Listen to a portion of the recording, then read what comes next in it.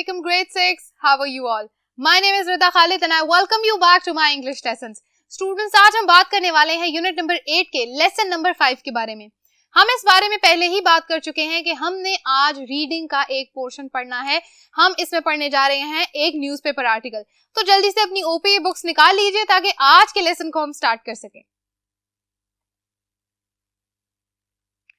Students, सबसे पहले तो मैं आपको बताती चलूं कि हमने आज रीडिंग के पोर्शन के साथ साथ कुछ ग्रामर का पार्ट भी डिस्कस करना है। उस पार्ट को डिस्कस करने के लिए सबसे पहले हमने पढ़नी है एक न्यूज़पेपर रिपोर्ट। तो ये बात मैं आपको पहले ही बता चुकी हूँ कि न्यूज़पेपर रिपोर्ट्स क्या होती हैं, उनको लिखने का क्या मकसद है, क्यों लिखी जाती हैं, कैसे लिखी जाती हैं, ये सारी बातें हम ऑलरेडी डिस्कस कर चुके हैं। मैं चाहती हूँ अगर आपको इस बारे में थोड़ी सी भी कंफ्यूजन है तो जल्दी से हमारी न्यूज़पेपर रिपोर्ट की रीडिंग की जितनी भी वीडियोस आपको YouTube पे मिलेंगी उनको सर्च करके आप उनमें से कोई एक वीडियो मिस रदा की देख लें ताकि हम आज के लेसन को स्टार्ट कर सकें। स्टूडेंट्स, आज हमने फाइनली बात करनी है न्यूज़पेपर आर्टिकल के बारे में।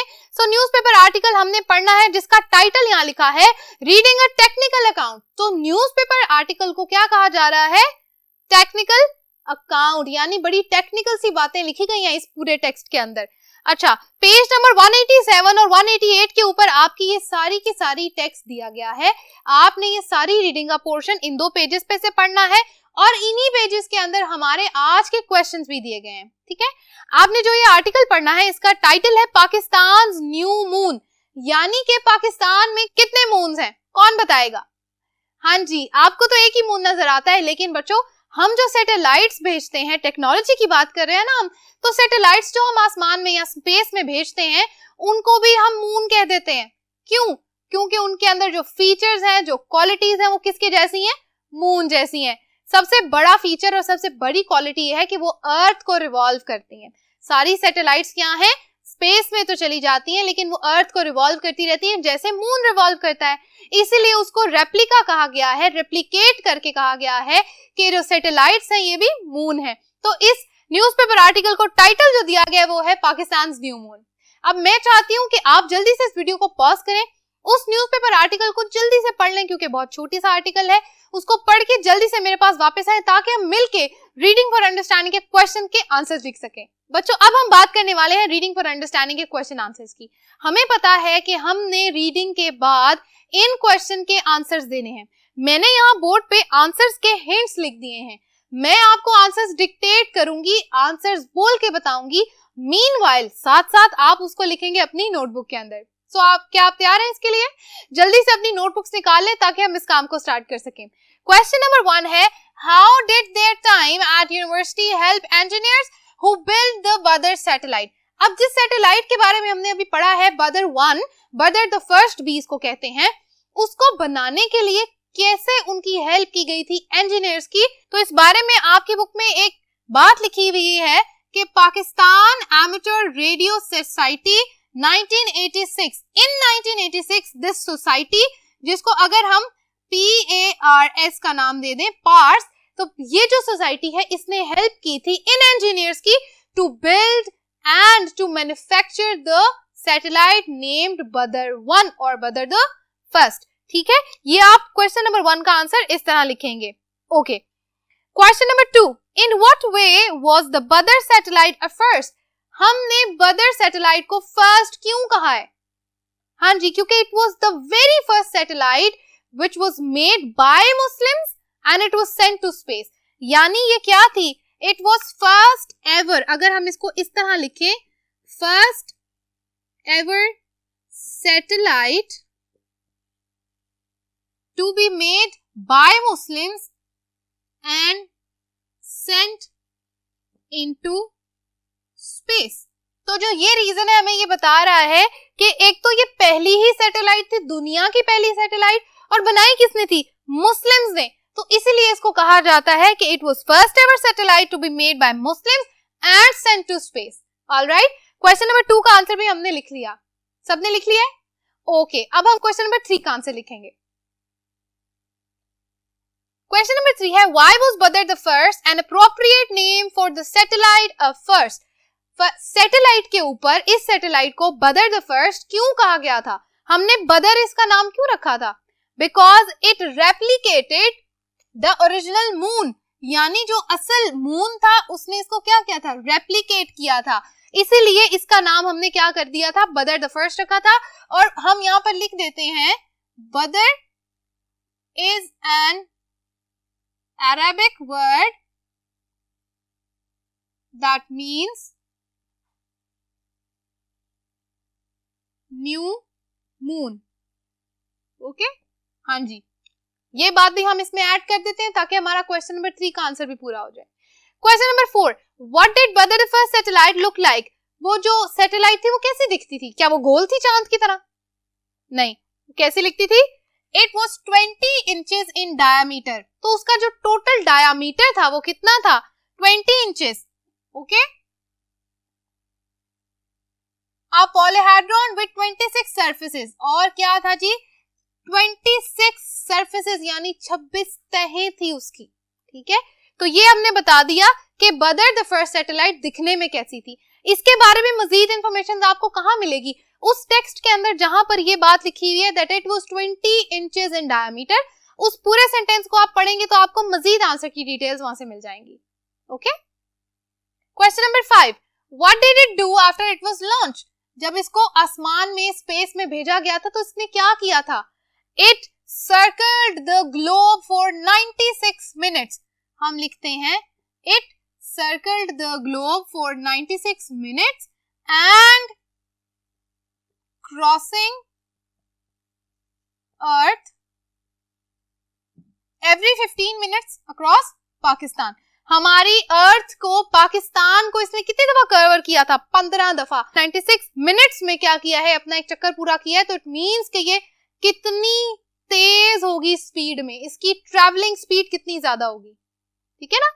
अच्छा, question 6, in what ways was Badr 2 superior to बदर 1, अब जो बदर 2 बनाई गई थी सैटेलाइट, उसमें और बदर 1 में क्या डिफरेंस था, बदर 2 को सुपीरियर यानी बेहतर क्यों कहा गया था, उसका रीजन यहाँ लिखा है, बदर 2 हैड सीसीडी कैमरास, किस लिए कैमरास लगे हुए थे उसके अंदर, टू टेक अर्थ्स पिक्चर्स, जमीन की तस्वीरें लेने के लिए क्या किया गया था, उसके अंदर कैमरास फिट किए गए थे जो कि क्या थे, मजीद फोकस करके अर्थ की पिक्चर्स ले सकते थे from the space, it allowed changing satellites directions as well, satellite की डायरेक्शंस को भी चेंज कर सकते थे, कैसे, वो जो बदर 2 थी ना उसके अंदर जमीन पे बैठे हुए आप उसको ऑपरेट कर सकते थे। ठीक है, टेक्नोलॉजी क्या कर गई, एडवांस कर गई, तो हमारा टाइटल आ गया ना इस सेंटेंस के अंदर, एडवांसेस इन टेक्नोलॉजी। ठीक हो गया। Number 7, what are the engineers planning after success of Badr 2, अब बदर 2 भी जो है सक्सेसफुली क्या कर दिए, स्पेस में भेज दिए। अब क्या कर रहे हैं इंजीनियर्स, अब स्पेस इंजीनियर्स क्या बना रहे हैं, they are making large communication satellites, ऐसी बिग कम्युनिकेशन सैटेलाइट्स बनाई जा रही हैं जो दूसरे, ना सिर्फ स्पेस में भेजी जा रही हैं, दूसरे प्लैनेट्स तक भी भेजी जा रही हैं। ठीक है, और उनके अंदर क्या किया जा रहा है, they are 4800 long distance telephone circuits हैं उसके अंदर, क्यों, कम्युनिकेशन कैसे होगी, कन्वर्सेशन, बातचीत कैसे होगी, उसके अंदर क्या लगाया गया है, टेलीफोन सर्किट, जो आपका टेलीफोन होता है ना, ठीक है, जो आप लैंडलाइन फोन जो होता है उसके अंदर एक सर्किट होता है जिसकी वजह से क्या होती है, ट्रांसमिट होती है आवाज, और आवाजों से हमें नेटवर्क पूरा एक जो बनता है, हम बात कर सकते हैं, तो उसी तरह की टेलीफोन सर्किट्स कहाँ लगाए गए हैं, 4800 लॉन्ग डिस्टेंस टेलीफोन सर्किट इसमें लगाया गया। और एक और बात क्या लिखी हुई है, 2400 रूरल चैनल्स भी इसके अंदर आ सकते हैं। तो ये हो गई क्वेश्चन नंबर 7 का भी आंसर, हमने यहाँ कर लिया बिल्कुल कंप्लीट। आई होप बच्चों यहाँ तक की बात आप सबको समझ आ गई है और आपने सारे आंसर्स मेरे साथ लिखनी है। अब हम करने जा रहे हैं एक छोटा सा वोकेबलरी का पोर्शन जो कि मैंने लिखा है अगले बोर्ड पे, आइए मेरे साथ उसको सॉल्व करें, तब तक आप अपनी बुक पे वापस आ जाएं ताकि हम इस पार्ट को सॉल्व कर सकें। वर्किंग आउट मीनिंग्स, यानी कि मीनिंग अखज करना, मीनिंग निकालना। कैसे मीनिंग निकालेंगे, what does the communication satellite do, क्या करती है कम्युनिकेशन सैटेलाइट, मैंने अभी आपको बताया है, it helps communicating into the space from Earth। जमीन पे बैठते हुए स्पेस में कम्युनिकेशन कैसे की जाएगी? कम्युनिकेशन सैटेलाइट के थ्रू। अच्छा, what do you think hamsat means? Hamsat का क्या मतलब होता है? हैमसेट का मतलब आपको डिक्शनरी में नहीं मिलेगा। हैमसेट का मीनिंग आपकी बुक के पेज पे दिया गया है, जहां आपको ये आर्टिकल लिखा हुआ नजर आएगा। बुक के बिल्कुल बॉटम पे जाके देखो, वहां पर लिखा हुआ है। हैमसेट का मीनिंग है, it means amateur radio satellite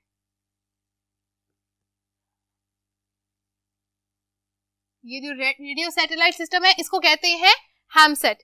अच्छा, what is a cosmodrome? Find out what an aerodrome is from dictionary and then use the context to work out meaning of cosmodrome. अब देखें, ये जो वर्ड है ना कॉस्मोड्रोम, इसको पहले पढ़ना सीख लें। कॉस्मोड्रोम, ठीक है, इस तरह इसको पढ़ेंगे। कॉस्मोड्रोम क्या है? हमें कॉस्मोड्रोम का मीनिंग भी अगर डिक्शनरी में नहीं मिला, हमने एरोड्रोम का मीनिंग ढूंढना है। ठीक है, डिक्शनरी जल्दी से निकाले, वहां से एरोड्रोम का मीनिंग ढूंढ के मुझे बताएं, तब तक मैं बोर्ड पे लिखती हूँ।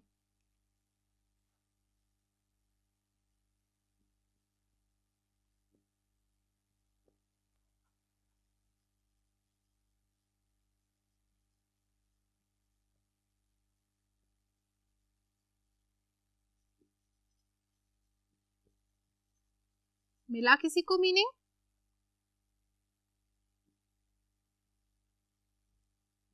ओके, हाँ जी। एरोड्रोम क्या है? Aerodrome a large space from where the aircrafts are sent to the space. आपने देखा है कि जब रॉकेट लॉन्च होते हैं जहां से, तो जो एरिया होता है, बहुत बड़ी सी जमीन, बहुत बड़ा सा ग्राउंड होता है, जहां से स्पेशली क्या भेजा जाता है? हाँ जी, वो जो स्पेस में जाने वाली सैटेलाइट्स होती हैं या रॉकेट्स होते हैं, वो कैसे भेजे जाते हैं? इस एरोड्रोम की जगह से। इसको हम एक और तरह से भी जानते हैं, वर्ड को हम इसको पढ़ते हैं एयरड्रोम। ठीक है, ये दोनों वर्ड्स ही ये एक जैसे ही वर्ड्स हैं। अब जी हमने देखना है कॉस्मोड्रोम। कॉस्मोड्रोम के लिए हमें यहाँ पे इंस्ट्रक्शंस दी गई हैं। Use the context to work out the meaning. Context क्या है? हमारी बुक के अंदर जो टेक्स्ट में दिया गया है उसका क्या मीनिंग है, वहां से पढ़ के बताएं। कॉस्मोड्रोम बेसिकली क्या है? The place from where the satellites are launched in space। ठीक है, सेम मीनिंग है। तो हमें पता चल गया कि जो सैटेलाइट्स यहां से स्पेस में जाती हैं, जिस जगह से, उसको कहते हैं कॉस्मोड्रोम। ओके बच्चों, यहां तक हमने कर लिया रीडिंग फॉर अंडरस्टैंडिंग के क्वेश्चन, और यहां तक हमारी आर्टिकल से रिलेटेड जितनी एक्सरसाइज थी वो बिल्कुल कंप्लीट हो चुकी है। अब हम बात करने वाले हैं एक ग्रामर के टॉपिक के बारे में, जो मैंने आपको इस लेसन के शुरू में बताया था। तो आइए उसको डिस्कस करते हैं। जो ग्रामर का टॉपिक हम करने जा रहे हैं उसका नाम है एक्रोनेम्स। एक्रोनेम्स क्या होते हैं? Acro means short, small. ठीक है, यहां पे मैं इसको अंडरलाइन कर देती हूं।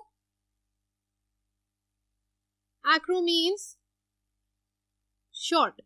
Acronyms are the words that are made up of initial letters of a group of words. The initial letters make a new word which can be pronounced. यानी कि acronyms किससे मिलके बनते हैं? They are made up of initial letters of a group of words. यानी एक बहुत बड़ा सा वर्ड है, टाइटल बहुत लंबा है, हम उसको एकदम से नहीं बोलते, हम उसको क्या कर देते हैं? शॉर्ट करके क्या करते हैं? सिर्फ इनिशियल्स पकड़ते हैं, बाकायदा इनिशियल का एक वर्ड बना लेते हैं। इनिशियल से मतलब हर बड़े वर्ड का पहला लेटर। ठीक है, sometimes the initials alone do not make a word which can be pronounced. कभी कभी क्या होता है, वो जो इनिशियल्स हमने कहा ना कि उनका एक अलग वर्ड हम बना लेते हैं, कभी कभी वो क्या होते हैं, सही तरह प्रोनाउंस नहीं होते। ठीक है, so another letter is taken from one or more of the words in the group. फिर हम क्या करते हैं, हम एक या एक से ज्यादा लेटर और उठा लेते हैं। अब इसकी एग्जांपल को देखें, आपको ये सारी बात समझ आ जाएगी। एक जो वर्ड हमने पढ़ा था सुपार्को, सुपार्को के अंदर हमें पता है कि ये वर्ड क्या है, हम इसको देख लेते हैं। Space, S stands for space, and upper atmospheric, you के साथ पी भी अटैच किया गया तो पी भी यहां लिख देते हैं। Atmosphere A, research, R, CO, commission, commission के लिए जो शॉर्ट वर्ड यूज किया गया वो क्या है, CO। तो हमें पता चल गया, ये बात हमें पता चल रही है कि जो सुपार्को का वर्ड है ये वो है, ये इनिशियल्स है, सबके पहले लेटर है ना, SUARC। अगर हम ये लिखते हैं SUARC तो SUARC क्या बनता है, अगर हम कहें तो ये सुआर कोई वर्ड नहीं बनता, ठीक है। हम इसको अगर बोलें इस तरह कि हम U के साथ P भी ऐड कर देते हैं ताकि हमें पता चल जाए कि ये अपर स्पेस की बात हो रही है। एटमॉस्फेयर, रिसर्च के बाद हमने कमीशन के अंदर भी O ऐड कर दिया ताकि हम उसको को पढ़ सके, एंड पे को। तो यहाँ पे हमें ये दोनों बातें पता चल गई कि कभी कभी जो लेटर है वो पूरा नहीं लिखा जाता, प्रोनाउंस नहीं किया जाता, इसलिए एक्स्ट्रा लेटर्स भी उठाए जाते हैं, ठीक हो गया। अच्छा, acronyms should not be confused with abbreviations. अब एब्रीविएशंस के बारे में भी हमें पता है एब्रीविएशंस क्या होती हैं, in which each letter is pronounced separately. एक तो ये हो गया ना कि सारे वर्ड्स इकट्ठे करके लिख दिए, फिर वो इन लेटर्स का एक वर्ड बना लेते हैं, प्रोनाउंस हो जाता है। लेकिन कुछ लेटर्स ऐसे होते हैं जो लिखे तो जाते हैं पर साथ पढ़े नहीं जाते, प्रोनाउंस नहीं होते इकट्ठे। कैसे, एग्जाम्पल्स, POW, इसको आप POW अलग-अलग ही पढ़ेंगे क्योंकि आप इसको पो नहीं पढ़ सकते, दैट विल बी रॉन्ग। हम इसको पढ़ेंगे प्रिजनर्स ऑफ वॉर, तो POW सेपरेटली पढ़ा जाता है, POW। इसी तरह एक और देख लेते हैं, OAP, old age prisoner, OAP, ठीक है। अब आपने ये तो समझ लिया कि कुछ एब्रीविएशंस जो होते हैं, एब्रीविएशंस ये होते हैं कि जब हम क्या करते हैं, POW जैसे लिखा है यहाँ पे, तो हम उनके इनिशियल लेटर्स ले लेते हैं ताकि हमें उससे क्या बन जाता है, एक अलग से वर्ड बन जाता है। अब जी, what do following abbreviation stands for, ये तो आपने कॉमनली देखे होंगे, इनको मेरे साथ सॉल्व करें। UK, हाँ जी, यूनाइटेड किंगडम,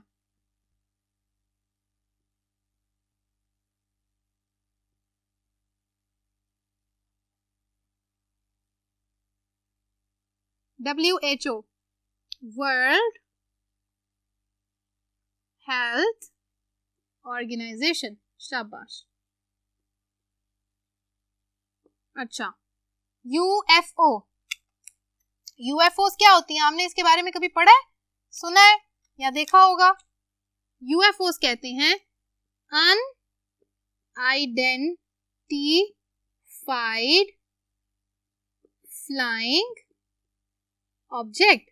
आपने स्पेस क्राफ्ट देखे, स्पेसशिप्स जो होती हैं, स्पेसशिप्स को UFO कहा जाता है।